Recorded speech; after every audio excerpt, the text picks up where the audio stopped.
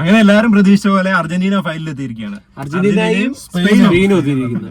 Argentina അതായത് ഒരു ഈജിപ്തായിട്ടുള്ള കളിയില് അത്രയും വിവാദമായിട്ടുള്ള കളിയില് ഭയങ്കര റഫറി വിഷയമൊക്കെ ആയിട്ട് വലിയ വിവാദമായിരുന്നു. അപ്പം നമ്മുടെ ഈജിപ്ത് കോച്ചും കാര്യങ്ങളും അവരെല്ലാം ഇതൊക്കെ കൊടുക്കുകയും ഫിഫയ്ക്കെതിരെ പരാതി കൊടുക്കുകയൊക്കെ ചെയ്തിട്ടുണ്ട്.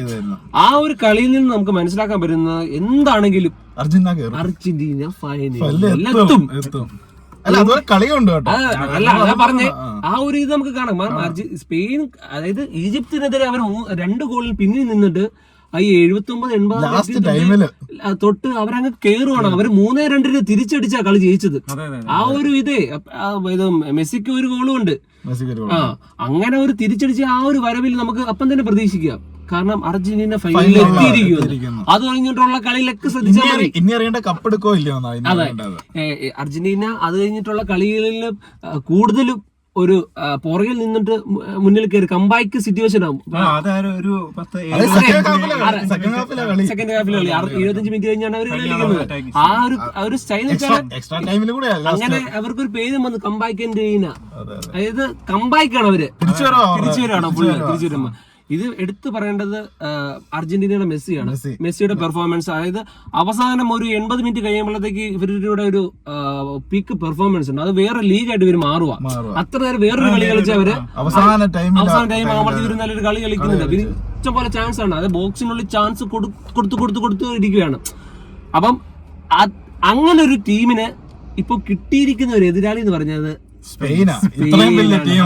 അതെ, സ്പെയിൻ ഇതുവരെ വഴങ്ങിയിരിക്കുന്ന ഗോൾ എന്ന് വെച്ചാല് ഒരു ഗോൾ ഇത്രയും കളി കളിച്ചിട്ട് അവർ 7 കളി കളിച്ചിട്ട് വഴങ്ങിയിരിക്കുന്ന ഗോൾ എന്ന് പറഞ്ഞാൽ ഒറ്റ ഗോളാണ്. ആ ഗോള് ബെൽജിയാണ് ആ ഗോള് അടിച്ചത്. ഒരു പെർഫോമൻസ് നമുക്ക് എടുത്തു പറയേണ്ട 2 കോച്ചാണ്. നമ്മുടെ ലിയനൽ സ്കലോണിയാണ് കോപ്പ അമേരിക്ക തൊട്ട് അങ്ങ് നേടിയിട്ടെടുത്ത് കോപ്പ അമേരിക്ക വേൾഡ് കപ്പ് വീണ്ടും ഒരു കോപ്പ അമേരിക്ക നേടി. അതുപോലെ തന്നെ നമ്മുടെ ഫുവന്റെ എന്ന് പറയുന്ന കോച്ചും ഇപ്പൊ നാഷൻസ് ലീഗില് ഒരു നാഷൻസ് ലീഗ് നേടി. അത് കഴിഞ്ഞ് ഇവർക്ക് ഒരു കറണ്ട് യൂറോ ചാമ്പ്യൻസ് ആണ്, യൂറോ കപ്പ് ചാമ്പ്യൻസ് ആണ് നമ്മുടെ സ്പെയിന്. അതുപോലെ തന്നെ കോപ്പ അമേരിക്ക കറണ്ട് ചാമ്പ്യൻ ആണ് അർജന്റീന. അപ്പം ഇവര് തമ്മിലൊരു മത്സരം, അതായത് ഫൈനലിസ്റ്റിലേക്ക് മുന്നേ വേറൊരു ഫൈനൽ ഇവർ കളിക്കുകയാണ്.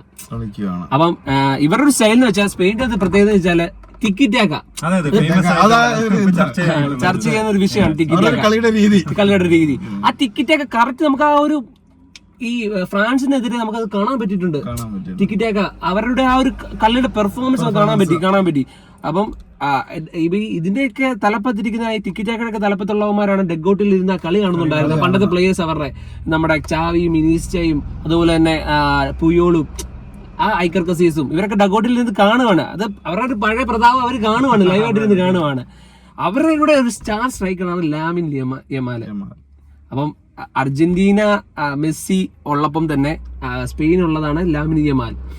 ഈ അവര് കയ്യിലെടുക്കുന്ന ഫോട്ടോയൊക്കെ ഉണ്ട്, കുളിപ്പിക്കുന്ന ഫോട്ടോയൊക്കെ ഉണ്ട്. ഇനിയിപ്പം ആ മെസ്സി തന്നെ യമാലിനെ കുളിപ്പിച്ച് കിടത്തുവോ ഇല്ലയോ എന്നാണ് അറിയേണ്ടത്. ഞായറാഴ്ച നമുക്ക് കാണാൻ പറ്റും. അപ്പം സ്പെയിനിന്റെ ഒരു പീക്ക് പെർഫോമൻസ് കളി, അതായത് ഈ അർജന്റീനയ്ക്ക് എതിരെയുള്ളവരെല്ലാം ഫാൻസ് സ്പെയിന്റെ കൂടെ